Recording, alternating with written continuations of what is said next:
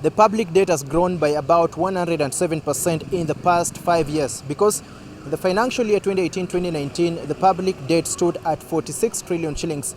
But now, as of 30th June 2023, we are talking of a public debt of about 96 trillion shillings. The public debt is growing at a higher rate than the gross domestic product, or GDP, which now stands at about 184 trillion shillings. The increase in debt is due to the increased government expenditure compared to the domestic revenue to finance the fiscal deficit. Fred Muhumuza, an economist, says the growing public debt could in the long run make it very hard for the government to manage and repay the public debt, affecting service delivery. Ability to pay is determined by two things.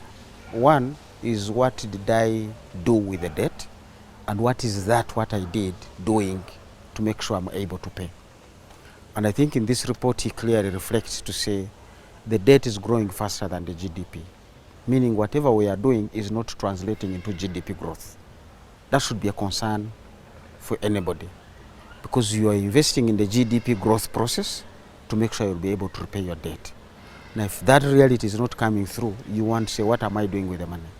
So how does the huge public debt affect the ordinary citizen? This has now gone beyond the common man. The pain of the common man was the school teacher is not motivated, the salary rates are low.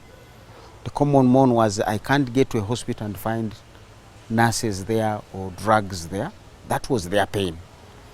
Now this is translating into bigger things, that now even the non-common man, by the time they go to the bank to borrow, they will find government has borrowed to pay its debt.